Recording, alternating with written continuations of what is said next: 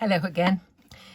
This is the third time I've tried to make this video and I've made mistakes, turned it off when I shouldn't have done, got out of focus, all the rest of it. So I'm just hoping that this time I can get from beginning to end with something vaguely resembling sense. Anyway, what I'm trying to show you is how I got this veined effect for the wings of these dragonflies or damselflies, or whatever they are. I was really quite pleased with how it turned out, and how it started was something really quite bizarre. I was out in the garden, standing by the water butt, waiting for the watering can to fill up, and I idly looked at a mint plant that had decidedly gone past its best. And I don't know, I just looked at it and I thought, do you know, the veins on there look really nice. I wonder if they would do for the wings of an insect. So I picked a couple of leaves and I brought them up to my craft room, and this is what I did. I will show you. First of all, I grabbed a bit of this stuff, Press and Seal. I don't know where I heard about it from, but I got it on Amazon. I think it's available in grocery stores in the States, but in this country, I'm afraid I had to get it on Amazon. But they had it on Amazon, so that's as good for me. I'm happy with that. So I cut myself a piece of Press and Seal. We'll put that bit away for somewhere else, because Press and Seal is tacky on one side, but it's not on the other. So what I wanted to do was to put this onto something firm that I could use to... This is stuck to itself, isn't it wonderful? Oh Lord, where does it go? I think it's here.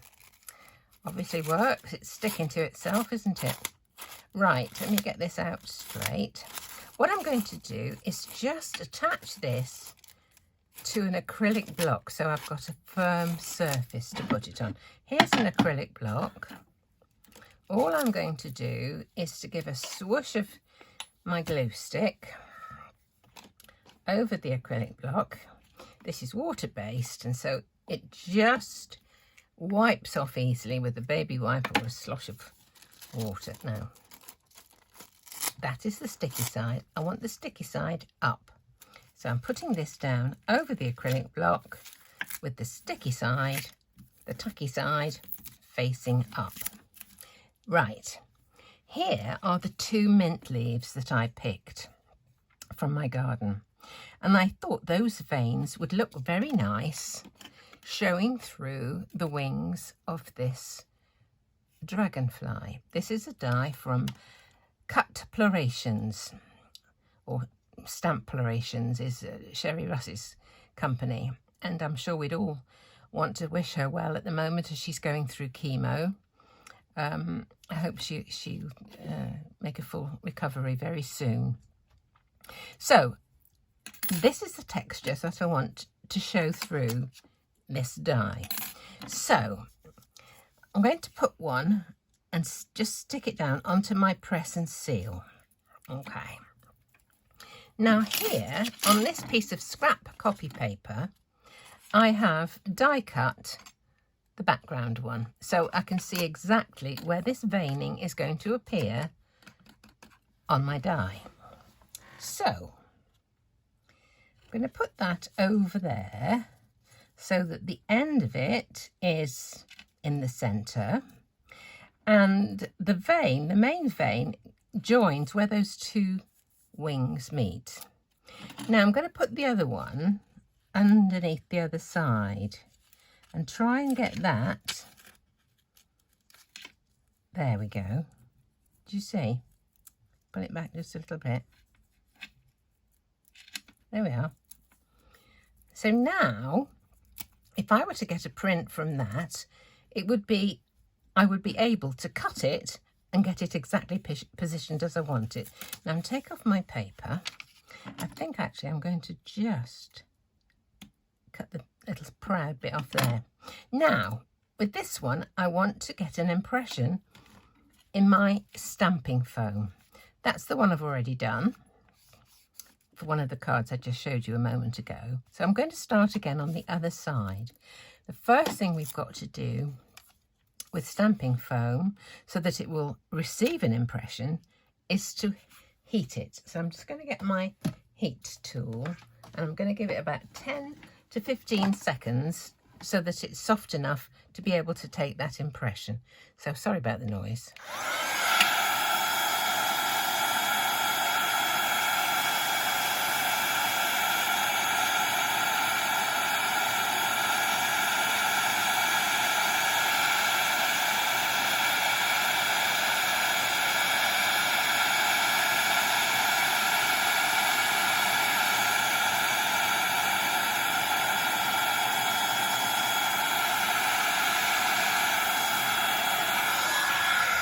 Hopefully that is enough. Now I'm going to get my 2 leaves and I'm going to press them quite firmly into the stamping foam, and I'm standing up to do this so I can get a bit of, whoops, sorry about that, knock the camera for 6. Just going to really press it in a bit. There we go. Let's see that this is what's happened to this. And there is my impression. Can you see that? Works really well, this stamping foam. Now, then I'm going to take that off there because I want to use this again to put pressure onto that as I make my print. Now, previously I used blues. Let me just look at over here, the cards. These are blues, blue and purpley sort of colour. This one is greys, and I think I used pumice stone. This is my colour chart for my distress oxides. I used those 3 for that one. And this one, I think I used tumbled glass and stormy sky and something with a bit of purple. I think it might have been the shaded lilac. I don't actually remember. But this time I'm going to use greens for some reason. I'm just going to fancy having a use of greens.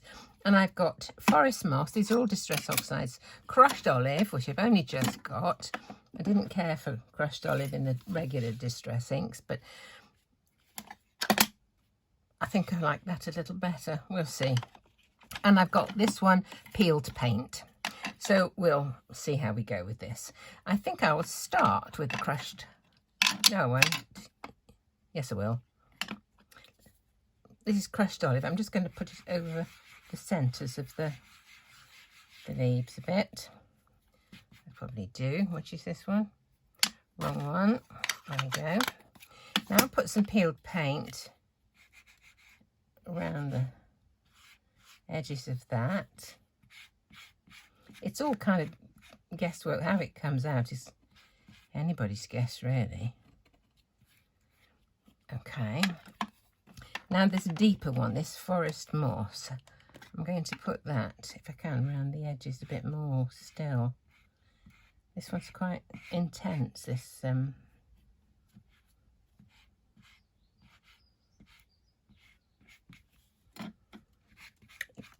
quite haphazard, really, quite hit and miss, but I'm only going to be using that bit in the middle, you see. So now just wipe my fingers because I'm a great one for getting mucky fingers. Oh, there's the bit of thing I'd cut out previously. Got it, lost it. Get a piece of baby wipe. Okay, right, now to get a bit of action on these inks, I'm going to put just a tiny spritz of water. I always finish up putting too much, but we'll try it. Okay, now there is one of my cards. Here is my block. I'll put a drop more glue on the top of this. I'm going to turn this over. I think I may do it this way, then I'll have a chance of 2 lots. Pop that down there. This over the top and press.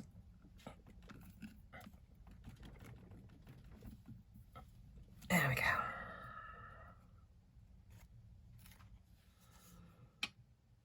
Not bad. More water on one side than the other. I'm not going to do anything to it. I'm just going to take another print up the other end. So we see how we get on with this one.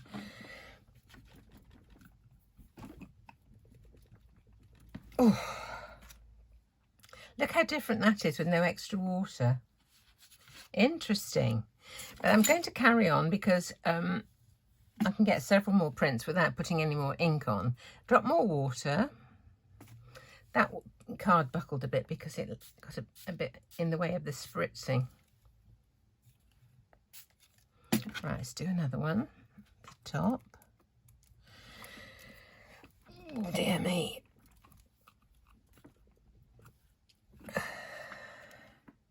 Different again. I'm going to do one last one. A bit more water, not much. There we go.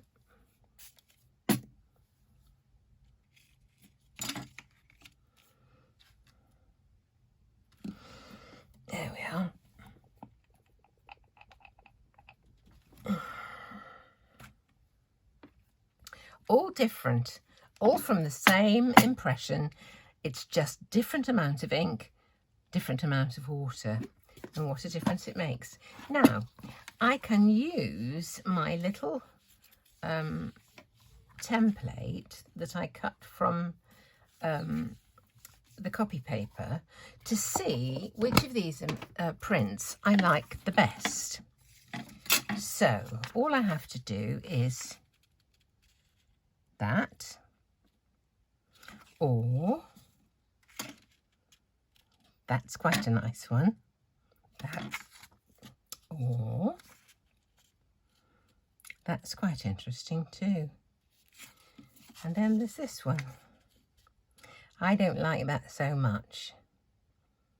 I could add a bit more water to that side and make it more like that side. But what I think I'm going to do is use this one for, as I did here, behind the die cut background, and use, which one did I say I liked? I think it was that one, wasn't it?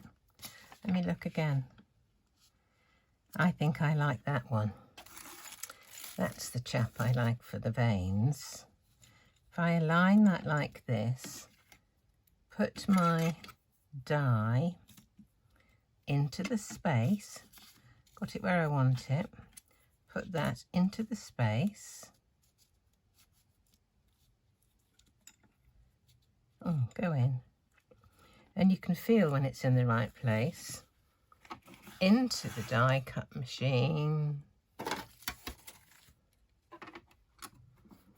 And cut it out. There we go. So here I have got my little dragonfly with the veins on his leaves, on his wings, bless him, on his wings. Now, all I need to do, if I could find the other one, here it is to cut out, cut a white filigree front. There's a little bit. Is that the right side? Yes. This has been on the floor, but it doesn't matter. Let's just cut one of these out.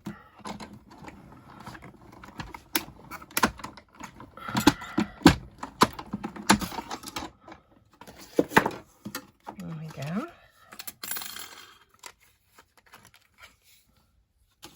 This was just a piece of rubbish, actually, I found on the floor. I've been over it with my whizzy wheels once or twice, but... Right, now this is going to go on top of that. Let's just get rid of those bits. There we are, my Zig pen. Glue on the back. I like using this liquid glue because it does give me a certain amount of slippability, of maneuverability, so that I can get it aligned exactly where I want it. If I use double-sided, I often put the two bits together, they get stuck and then I can't move them. So here we go. Got a green one this time. And I think these veins look really quite realistic actually, like that. And then what I can do is to cut a panel. Where's my die that I used to cut my panel? Here it is. There's my panel. And I believe I have put my die away. Where's my background die? I think I'm going to have to do that in a bit, because if I try and get my box of dies out, the thing that's holding the camera together is going to go for 6. So that will go on my front of my card, one of those behind a die cut background piece, as here. And I've got plenty more bits that have got bits of colour on if I want to do a die cut sentiment. With this one, I tried to find a stamp. Well, I found a stamp I wanted to use, but because the colours had been mixed, had been spritzed with water, they had undergone a change, and I could not get any of my stamps to match the colours that were there, because they're blends. So I decided to just cut a sentiment from one of the spare bits of stampings. So I think I'm going to leave it at that. Mint leaves used on press and seal to keep them in position, and choosing the area that you want to have them by a piece of copy paper, die cut with the image that you're going to use, and the rest, they say, is easy peasy. So do have a go, and I hope you've had a bit of fun watching. Thank you so very much.